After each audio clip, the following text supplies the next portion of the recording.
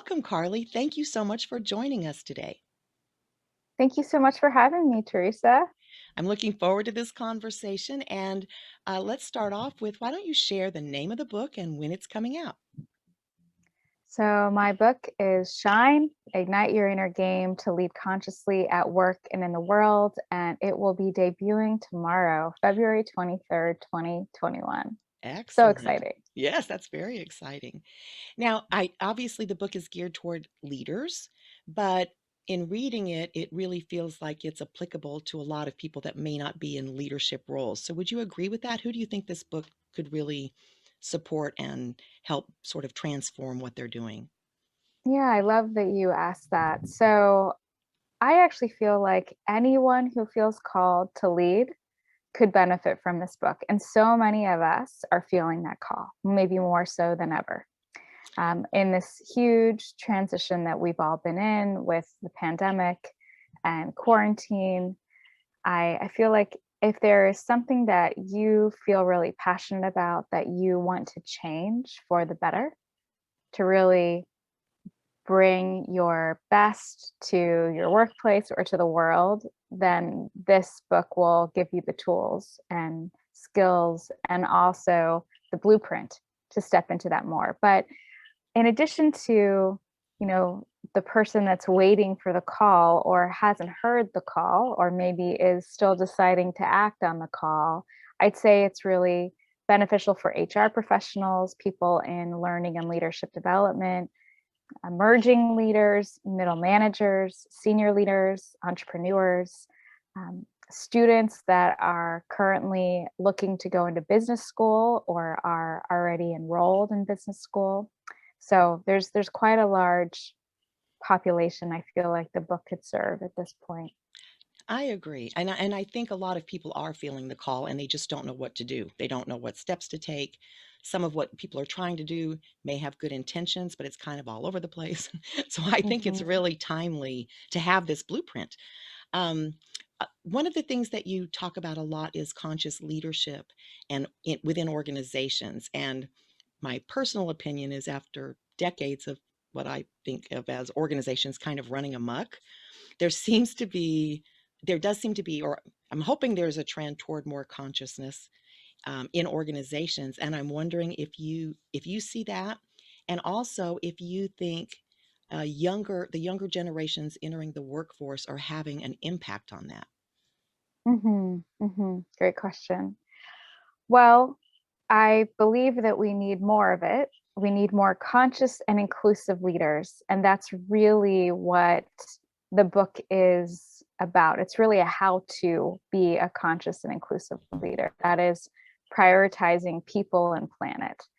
And I feel that there are conscious and inclusive leaders, and we also need a lot more of them. And so again, the book is really highlighting how do we cultivate these conscious and inclusive qualities on the inside, because the inner game rules the outer game. So whatever we are developing on the inside shows up on the outside. And being that you've worked in this field for a long time, one example is if I'm really willing to be with the difficult emotions in myself, without pushing them away, without um, making them wrong. The more that I can be with that discomfort, my triggers, and I can bring kindness and acceptance and understanding, then when another person expresses emotions or they're triggered, I have so much more compassion and capacity to be with that person and whatever state they're showing up. And I can have more forgiveness for that person because I've been able to actually offer that to myself first. So that's how it shows up on the outside. And that to me is a sign of consciousness and actually fosters greater inclusion, greater belonging. Going to your question of do I feel like the younger generations are fostering this momentum of conscious and inclusive leadership? Definitely. Um, I don't have the quotes in front of me at the moment, but I mean, I think that 60% of our workforce is the millennial and Gen Z population. And study after study has shown that they will take a pay cut to work for a mission driven organization that is committed to social justice, to environmental justice, who is really leaving a positive impact on the planet versus one that's just focused on profit and capitalism, which is not always super conscious. So I definitely feel that that is the way that we're headed. And B Corps, which is a benefit corporation, or companies that are really aligned with making certain commitments towards, social, environmental, racial justice. These companies actually have been on a rise in the last year since the pandemic. There's actually been a 40% increase in businesses that are looking to obtain B Corp certification because they see that the old way of doing business is not working. I And agree. that's super inspiring to me. Me too. And I really do agree with that. I know in a lot of the work we do, under one of the big areas we work in is home visiting programs.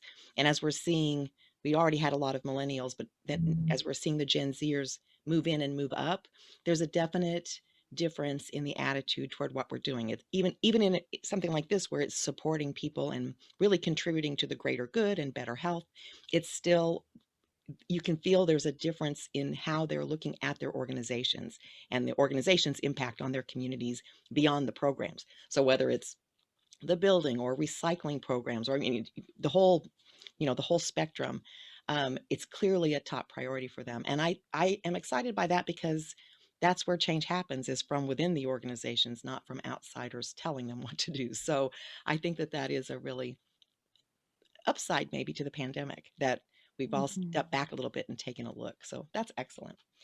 Um, I wanted to ask you, especially because of our mindfulness focus, on something that I noticed throughout the book, which is there's a real emphasis on journaling. And I'm wondering if you can just share with us why you felt that was important for people to journal. Yeah, great noticing on your end. Well, I've been a writer for a very long time and since I was a little girl, and I like having my morning pages, so to speak, as part of my practice. So I've been meditating since I was 19, and that's over 20 years at this point. And every morning I'll do my practice, which is typically some yoga, some embodiment, some movement, just kind of shaking it out, and then sitting. And then usually some insights might come, or some affirmations that I actually want to really cultivate deeper. And so I think the journaling allows us to integrate the practices that we're learning, the insights that we're having. And it's one thing to just have it be here, but when we write it down, there's a reflection process that can happen. There's a witnessing of ourselves that can be then brought to, a friend, or potentially a healer or a therapist or a coach. And so I think it really just helps us deepen our practice into daily life. And that is why I invited the journaling. Yeah, that's great. And I agree. I started journaling way before I started studying mindfulness. It was a way to really connect and really, you do get insights. So, when we try to tell people, just take the time, it's so worth it because it really allows your system to kind of focus in on what's happening. And then you do get those aha moments or ideas, or just what you want to focus on or set the intention for the day. So I think that's great. What else do I want to ask you? I wanted to ask you about, maybe just to explain a little bit for people who haven't heard the terms inner game and outer game, because that is really the structure of the book and the Mhm. 6 components of the inner game that lead to the outer game. Mhm. Great. Well, what I was sharing before is that our inner game rules the outer game. So again, whatever I'm cultivating or thinking or feeling or sensing on the inside typically will show up on the outside. And so when we think about conscious leadership at work in the world, which is the essence of my book, if you have a person on the inside that, let's say, has a really strong inner critic and is pretty impatient and hasn't learned how to navigate their triggers and tends to react versus respond, all of that shows up on the outside. And I would actually say some of those behaviors are pretty toxic when they are extended out into the workplace and into the world. That type of leader will create fear. They typically are leading from more of a scarcity mindset than a generosity based mindset. And that will have a ripple effect in the entire company. And then that will actually impact the product that they're putting out into the world. So I don't actually see the inner game as something that's insignificant. I actually see it as incredibly impactful.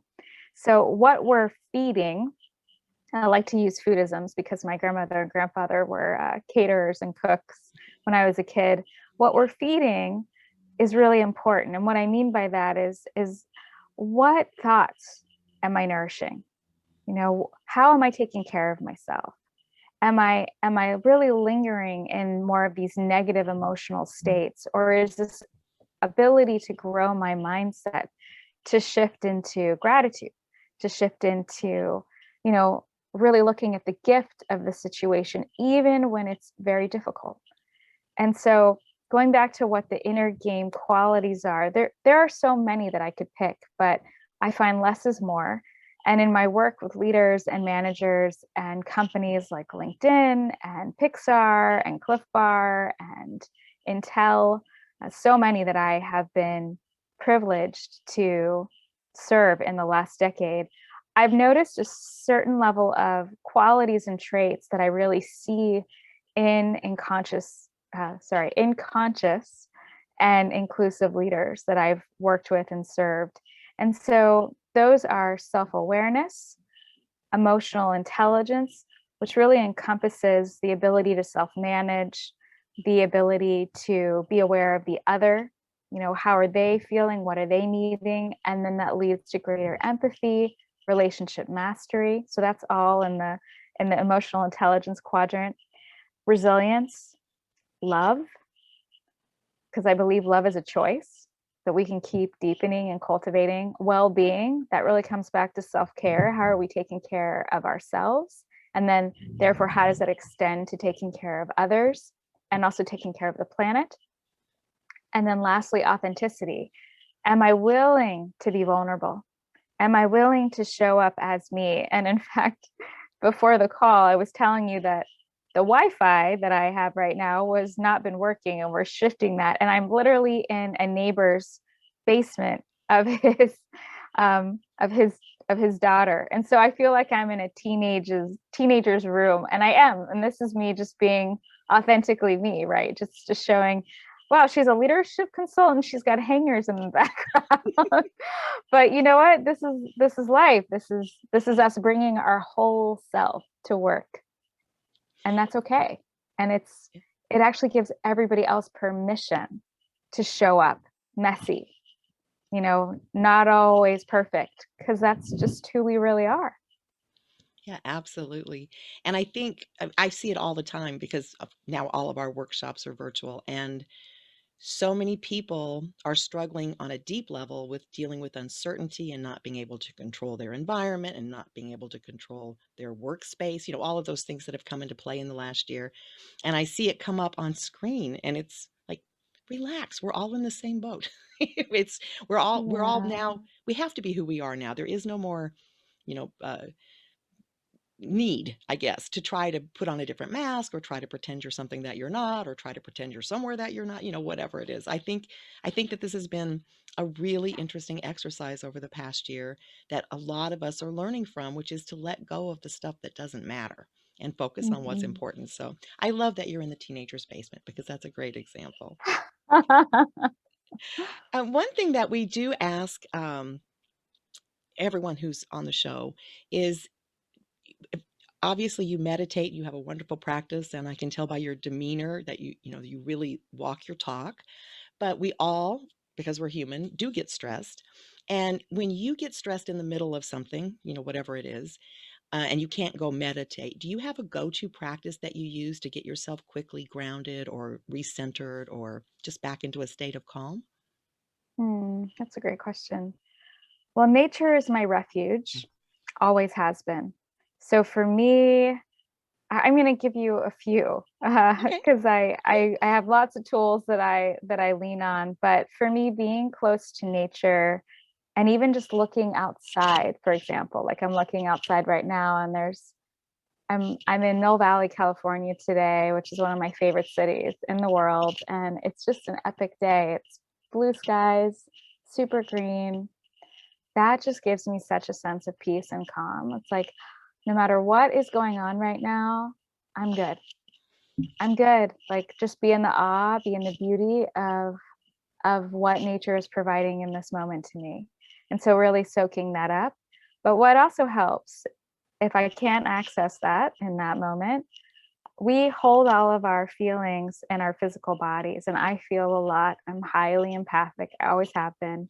So for me, I have to move it out. And so that could be like, ah, just sounding is really helpful, or jumping up and down, or shaking. I'm a big fan of shaking. And if I still can't really ground myself, I'll actually just like imagine the energy coming down. Because a lot of times when we're feeling unsettled, we have a lot of energy up in the head. There's a lot of mind energy thinking about what's going to go wrong. I can't control this, I can't control that.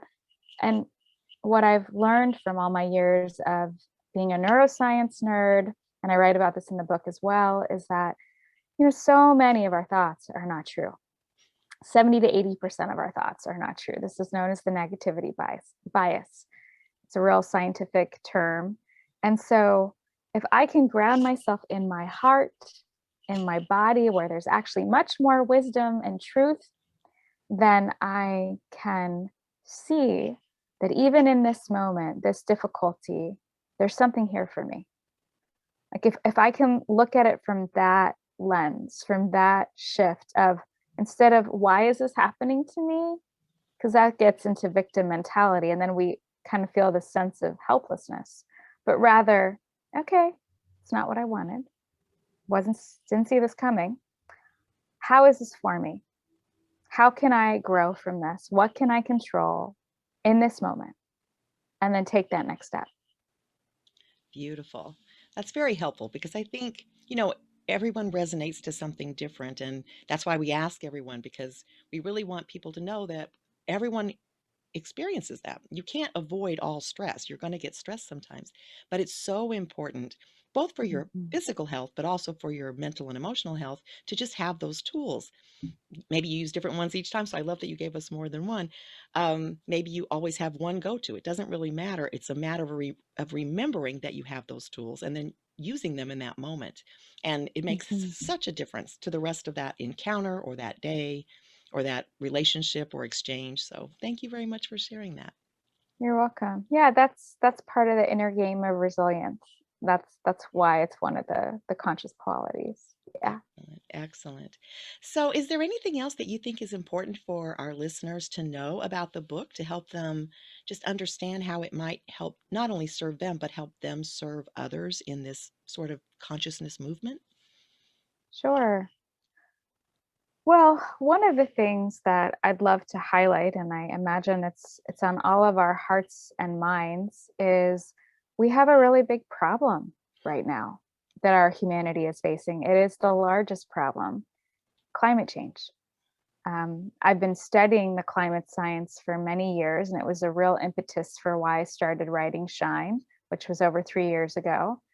And it has been said that we have less than 10 years to cut our emissions by 50%, or we will endure incredible suffering as a species, as a planet. I mean, we're already in the Anthropocene, where we have so many species that are just dying off every single day because the amount of resources that we are using are is over capacity of what we actually have for all beings on this planet to thrive in the way that we're using them right now. But if we start today to really shift our ways, which means we have to get off of fossil fuels. It's not going to happen overnight, but we have to really commit to this. If we really start to be mindful of our consumption, if we start to recognize, like what you were saying before, What really matters to me? And ultimately, we don't need that much to be happy. Just capitalism and marketing has told us that we have to go outside of ourselves to feel happy. We need the car, we need the big house, we need the whatever, all the toys. Does that really make us happy? Does that really make us feel fulfilled? Does that bring us closer to our loved ones? Does it increase our health and well being? Not really. So there's a lot of focus again on this inner work that we all are being called to do so that we can create a workplace and a world that works for everyone, that is living in greater harmony with the planet, where we're not getting distracted by this lack of self-worth, which is why, we're going out trying to get all these things to make ourselves feel better. So when I really think about the book, the path and the qualities that I'm inviting people in is really to cultivate this greater inner belonging, this inner acceptance, this up leveling of heart, mind, body, so that we can actually create the outer belonging in our workplace, in our world, with the planet, and recognize that we are not separate from each other. We are not separate from the earth. And it's time to really rebuild our home. That's lovely. I, of course, totally agree with that. And I think I think again, out of all the negatives that have come out of the last year, some of the positives are extremely powerful, which is to me, one of them is understanding, even if you've never studied any of this and you don't practice this, a virus is the one of the best examples to show us that we're all connected, right? And so to take from that to go, oh, well, that makes sense. Like if someone across the world has a virus and it's suddenly in my home, you know what I mean? We're connected, and what we do impacts other people. I really appreciate that you also included in the book the importance for leaders to really grow their emotional intelligence, because Mhm. that's the beginning. Self-awareness and emotional intelligence, if you've got to cultivate those in order to understand Right. yourself better, which just makes spreading it and teaching it and sharing it so much more impactful and effective, because you get rid of all that stuff, all of that, what I call nonsense, but all of that stuff that's really not important. So Mm. I really did enjoy reading the book, and I thank you very much for writing it. And Thank you. I'm very happy for our listeners to get to meet you. And I hope they all go out and buy the book, and that we really start shifting. I think organizations are really the way to start shifting this. As individuals, we can't do a whole lot with the world. And I've given up sort of on trying to shift governments. So I'm thinking Yeah. corporations and companies and nonprofits, there's that's where we spend all of our time. So that's really, to me, sort of the incubator that we can really start making a change for ourselves, for our companies, and for the planet. So thank you so much for joining us today. Thank you, Teresa. Yeah, I feel like business is the greatest possibility Yeah, to create this positive influence and ripple effect in the world. definitely. Thank you.